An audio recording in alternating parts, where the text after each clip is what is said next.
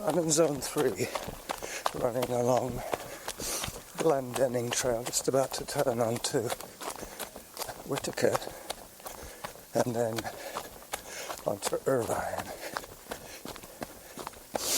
and then Mercer, running downhill at the moment. I've been going for about 20 minutes now. We should get the 20-minute very soon. So I'm back in Victoria after 5 days away, 4 mornings of work. My client was very happy with the work he got from me, which is good. Then he paid me well, which is great.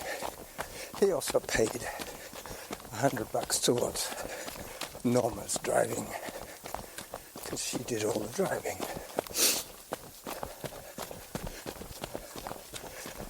Going up island, we went the shortcut. We took the Brentwood ferry to avoid doing the Malahat Drive, which is a notorious stretch of highway.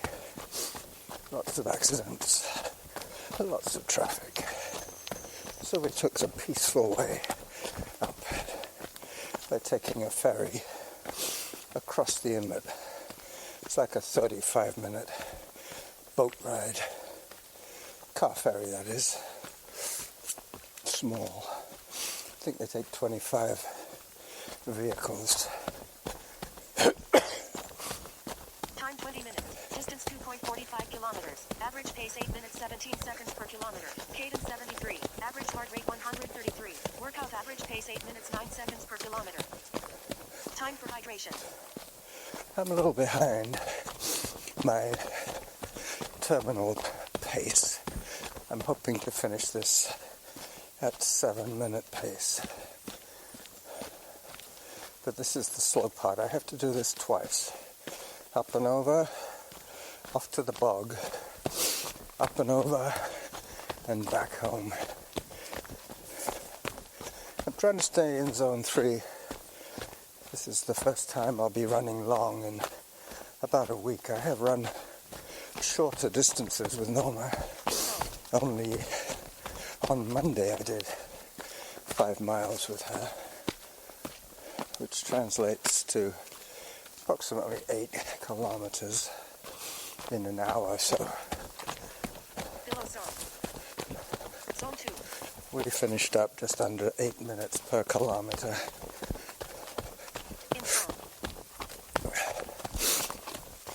Today I hope to be running a little faster once I get this part of Mt.Douglas behind me as I approach the meadows and scamper over the rocks. I won't take any pictures until I'm on pace. Let's put it that way. I will take a few at the end because I'll need some for this episode of the Running Jackal podcast. It's weird. The day I decide to try once again to register my podcast with Apple Podcasts, they decide to change the categories on us all. My submission is up for approval. I guess they're trying to classify what I do for you into some sort of pigeonhole. I guess it could go under talk or entertainment, maybe even comedy, I don't know. But at least I won't be lumped in with all those professional sports related podcasts. I'm not sure, but I'm seriously thinking that iTunes or Apple Podcasts, as they're now called, are thinking of putting ads in like every other podcatching device. All the other ones seem to add commercial information between the shows, sometimes in the shows. I really don't mind if they put an ad for Subway before or after my show. That's something we can easily ignore. Mind you, there are a lot of people who will not subscribe to anything with advertising, but this might well change if Apple Podcast decides to add commercials to their show. The other thing about Apple Podcasts is that most iPhones have that app installed as a permanent fixture, which will automatically download any subscribed podcast on your playlist. I know that Stitcher does the same. Excuse me. And that was not my porridge. That reminds me I have no food at home. I have 6 eggs, and that's it. Plus a little bit of bread that I brought back from up island. The loaf that I bought to make sandwiches while I was on my trip.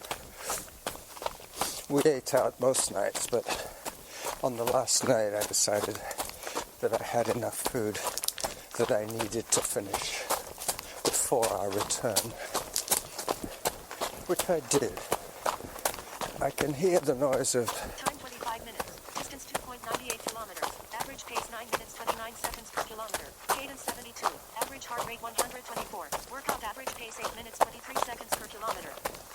I can hear the sound of Blenkinsop Road up ahead. When it gets too noisy, I will just stop the first file and pick it up again when I get closer to the bog. I'm pretty sure that with 100 minutes of running, I should be able to record at least 40 minutes.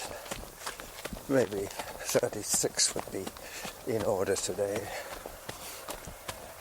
I'm just skipping the noisy road sections, which the first one is coming up very soon.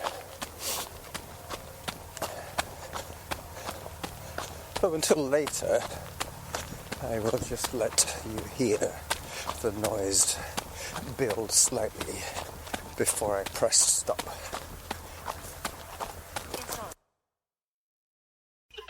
You expect us to believe that? Well, it could be. Are you two trying to kid us? I'm going to run you both in. Look, wait a minute. You can't do that to us. I came here looking for Pop. Yeah, you don't know who he is. Hey, wait a minute. What's going on here? Who are these two? He says he's Charlie Chan's son. So sorry, I must apologize, Captain. What he say is true. This is number 3 son Tommy. And this one is second assistant, Birmingham Brown. File 2. Approaching the stairs that will take me from the Lochside trail up to Donwood, where I will swing around and down into the bog itself. The bog run is about 4 kilometers, and then there will be another 5 or so to get home after I finish the bog loop. So it's going to be close to 14 by the time I'm done.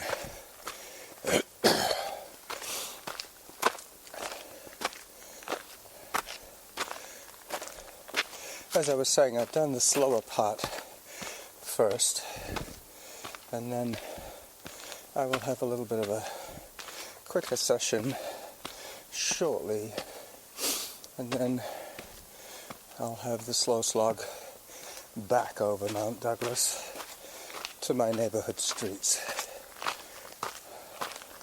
Above zone. Zone 4. A run that I have done on many occasions with you and without you, obviously. Hello. A couple of Chinese ladies doing their exercises. I've already shed one layer In zone. of clothing. Zone 3. I had a very light running jacket, but it was just preventing my bare arms from shedding heat through sweat. In zone.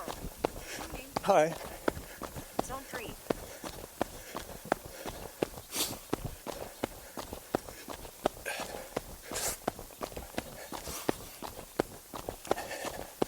My next major road crossing will be Emily Carr in Broadmead. Emily Carr was a very famous artist. Hello. Good morning, sir. How are you?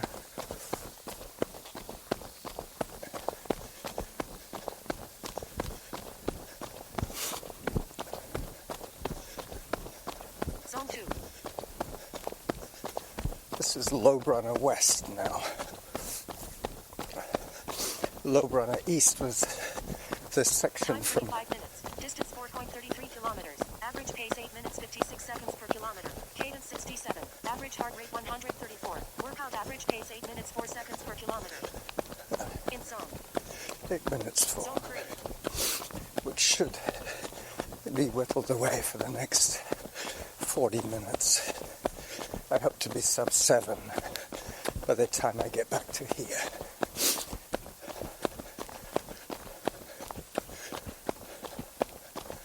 I forgot what I was saying. It is of no consequence. Above zone. Zone 4. I have a bit of a crest, which I have just done, which forced me into zone 4. But now I have a downhill, which will bring me back, hopefully into zone 3.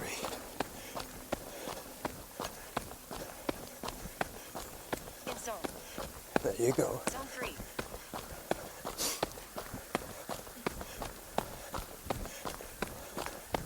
It's strange how 300 or 400 kilometers north of us, there is appreciable differences in the local flora and fauna. We saw things that we don't see in Victoria out there. There is a bit of a weather anomaly that happens just north of Mid-Island.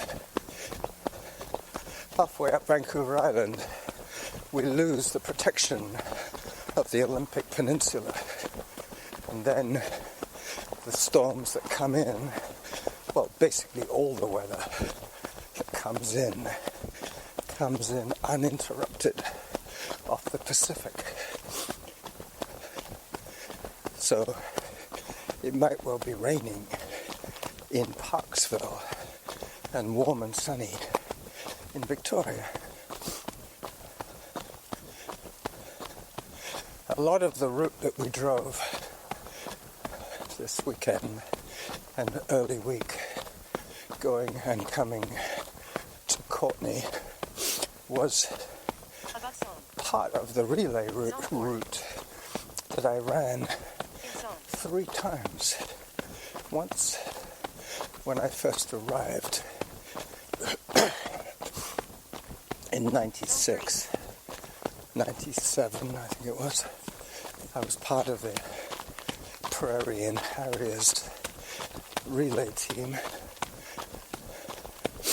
And funnily enough, we stayed at the Kingfisher because the first leg was from Royston to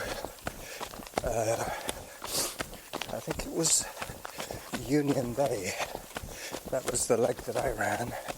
And then I had to run another leg, which took me into Mill Bay from about 20 kilometers out.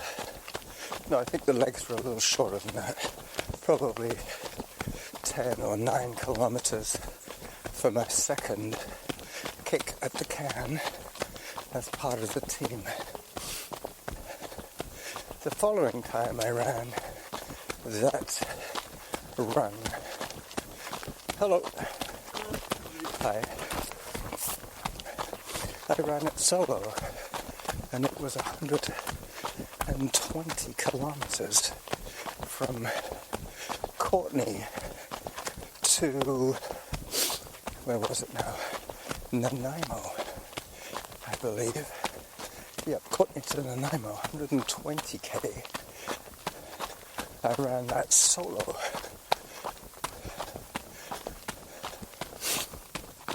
For the longest time, two of us ultra runners were constantly vying for the same position, same age group finish.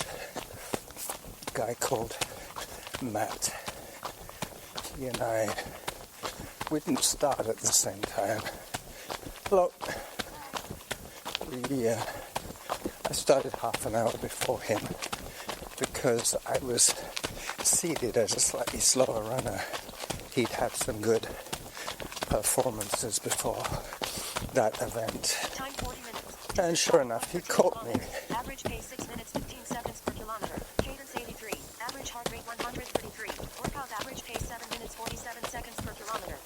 He caught me Time for hydration. about 60 minutes, not 60 minutes, 60 kilometers from the start. He caught up with me, and we still had another 65 to go. We ran a little bit together, but I was getting pulled out of my zone. In those days, I was 15 years younger than I am.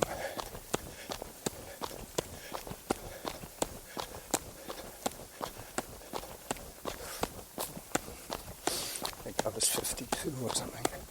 He was probably 50. Maybe less. But they are all rites of passage, those long road events.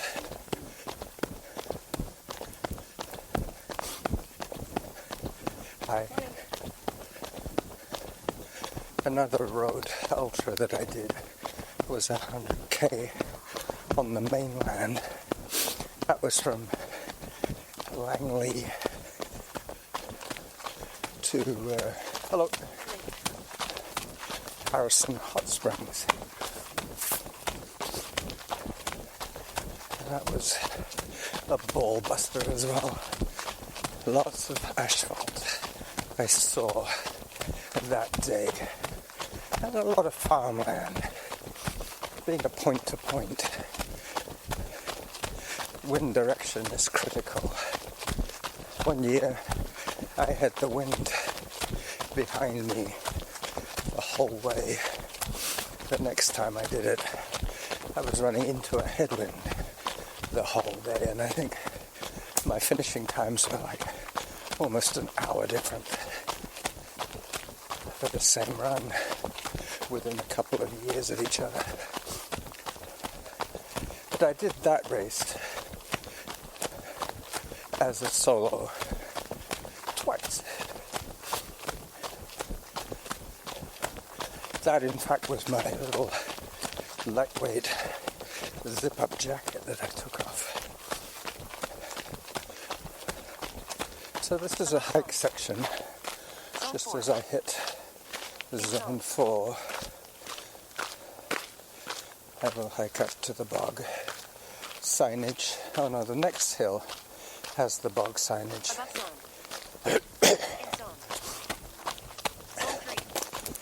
Zone 3 is fine for me, and always will be. I think the secret of my long-term plan is to stay training in Zone 3 for as long as I possibly can. Nothing really to do with pace, not even that much to do with activity. I can easily do a Zone 3 hike if it's hilly enough. And I could probably even do a Zone 3 e-bike ride if I use Power Assist 1 instead of what I'm normally doing now is using Power Assist 2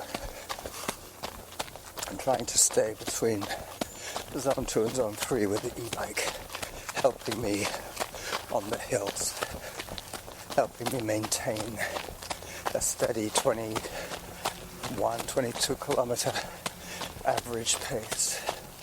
That's the format that I use when I go and see Derek. That is approximately 50 kilometers round trip. But it means that when I get there, I'm not exhausted. That's just a 2-hour warm-up.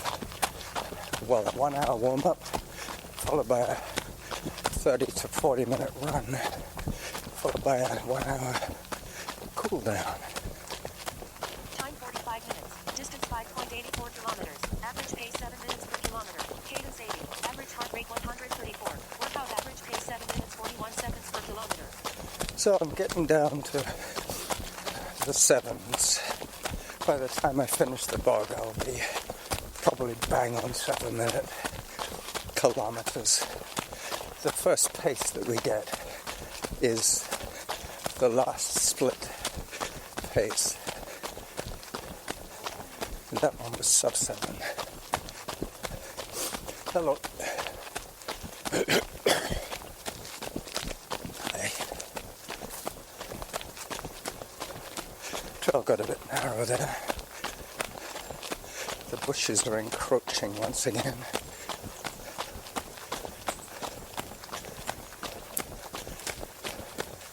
So I shall end file 2 here and pick it up later on. All right, boys. Now, you two are supposed to take baggage to hotel. We did, Pop. Then we came looking for you. You know we have to look after you. You look after me until I'm out of sight. Oh, Pop, you know we're a big help to you. Your worries are our worries. In fact, no trouble is too big for us. Some of your trouble too big for me. Come, we must investigate slight case of murder. Murder? Well, here I come. Here I go. Uh-oh. The end of the line. Now, she can't do that to me. I paid her my alimony this morning. She can't do that to me. Mr. Chan, come get me out, please. I done changed my mind. Mr. Chan. So I've just had my halfway to my goal, and I was precisely where I thought I would be by the sign at the bottom end of the bog. Now I'm taking the other side, heading back. It's a little bit noisy here, but that's just one truck going by. There might not be another vehicle for a while.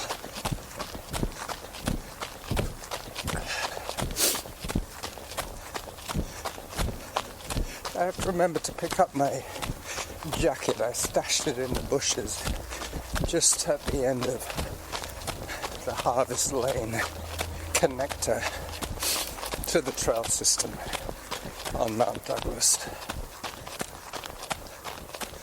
No aches, no pains to report just yet. I missed one complete day of training because of the drive.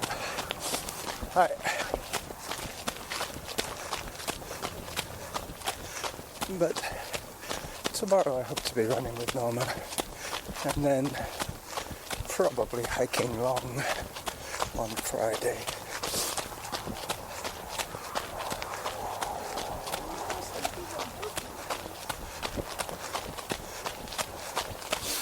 So these two people on the other side, one old guy with a tilly hat and skinny legs.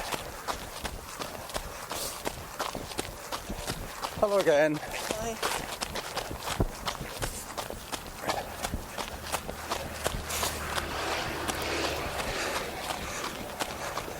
Nothing going on at the duck pond. The water has evaporated.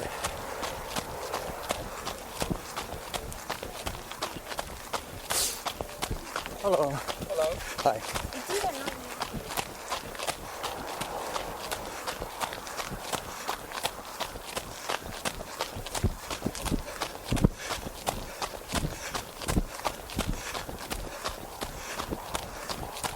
Very soon I'll be back briefly on the road and then duck back onto the gravel trail to take me up and out of the bog. But I will take advantage of this faster section to get some of those stats down to manageable levels. We'll learn everything that you came to see what it's all about. Yes, thanks for kind assistance. Well, good. Now, if you will excuse me. Certainly. Pop, I don't get it. We came all the way from New York City following a man named Roush. Roush was murdered. Who killed him? Same person who left that heel print on floor. Right shoe. Print is duplicate of one found in cabin at scene of Roush's murder. Killer, someone who walked here recently. Perhaps someone... So, this is file number 4, and I suspect I was talking to a dead mic for one of the files. It is of no consequence. I could have sworn this would be file 5, but I might not have started file 2 when I thought I had. It's not a big deal. As long as I have a little over 20 minutes, that's more than enough for a bi-weekly happening.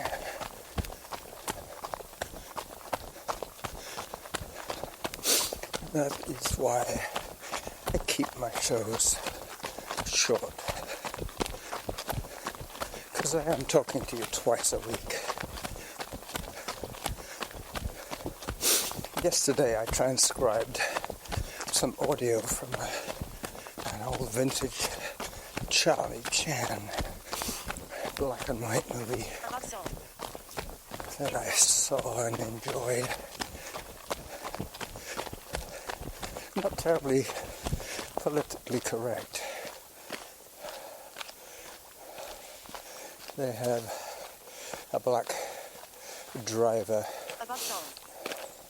very good actor, comedy actor, always played the servant, the butler, the chauffeur. But at least in this Charlie Chan series, he gets some very good lines. You have to remember that this episode came out before the codes were changed. A little bit like Apple Music and Apple Podcasts have changed the code for classification. Wow. I want to take a picture of this exotic maple with a back drop of hydrangea. Come on, camera. There we go. This is as I leave the bog and head towards Lobrunner. Once again, Lobrunner West, Lochside, Lobrunner East, then Mount Doug, and then San Juan, all the way home. Wow, hang on a second. We've got hydrangeas in blue and hydrangeas in purple. Got to do this one, if only for Denise. She and I just love the color purple. But according to Suzanne, the color depends on the chemistry at root level. If you want your hydrangea to flower a different color, apparently you have to bury either a piece of iron or a piece of copper, depending which color you want. But that particular purple was on what looked like a predominantly blue bush. Maybe it's a sapling that is growing in slightly more acidic soil. It was to the back of the main clump, which could suggest it had a different root system. But that will be revealed when you see the finished product. I'm going to 1 hour 5 minutes. Distance 8.56 kilometers. Average pace 9 minutes 20 seconds per kilometer. Cadence 62. Average heart rate 134. Workout average pace 7 minutes 36 seconds per kilometer. 7:36, and I've done 5 miles. So that was quicker than the other day with Madame Jackal. She and I did 7:57 pace. That is Strava enhanced pace.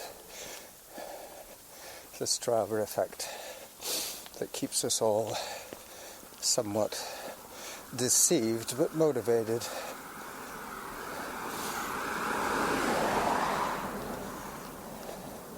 It is a bit of a deception. They try and show us the best possible interpretation of our stats. Next on list, please. That's Gloria Bain, radio actress, small time, until she made a hit on Mrs. Marsh's program. She used to be a gold digger, but she's a hard worker. No records. So this morning I listened to Martha Runs the World, her interview with the guy with the book about running happy. I agree with most of what he was saying, but in the same breath, after saying that we all get too competitive and too upset about our performances, then he started talking about some elite 100-mile athlete that he was training, how excited he was by her success. But I thought he was preaching the non-competitive joy of running angle, but I don't know. It's a little bit of do as I say, don't do as I do kind of thing. It is instilled, ingrained in us to compete. I think we all set ourselves too narrow a criteria for success and too short goals, too short-term goals. We should be looking at the big picture a lot more than we do. I can't see any reason why I shouldn't be running like this till I'm well into my 90s. It's not that long to go. I'm probably more than halfway there in terms of my running career.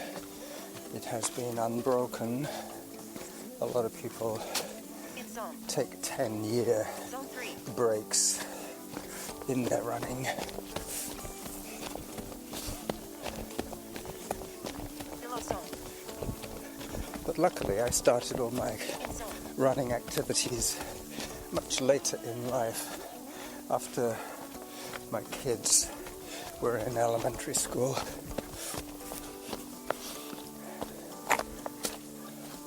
Before that I was just a owner, operator of a restaurant, chief cook and bottle washer, as they say. But I have talked about that side of my life before.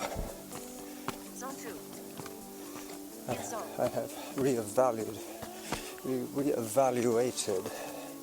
the effect of social media Time 1 hour 25 on my minutes. adult 10.67 brain. kilometers. Average pace 12 minutes 30 seconds per kilometer. Cadence 54. Average heart rate 130. Workout average pace 7 minutes 58 seconds per kilometer. Zone 3. It's going to be sub 8, that's for sure. I'd like it to be 7:30 for 13.5K.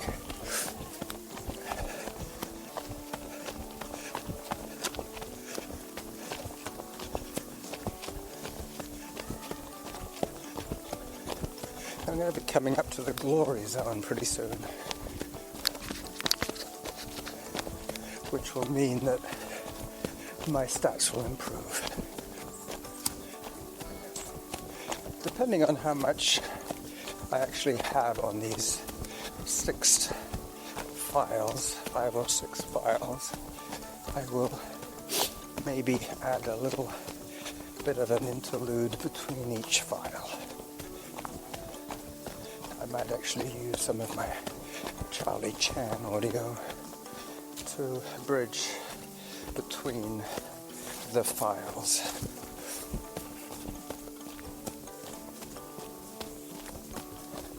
When I get back, I'm going to finish listening to Bruce McIntosh's interview with his friend.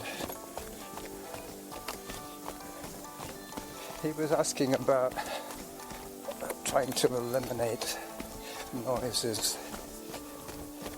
I found the best thing for wind noise is to put the phone in a sock and to put it equal distance between you and the other person. So if you're sitting at a table, put it between you both, and that way both voices will be the same volume.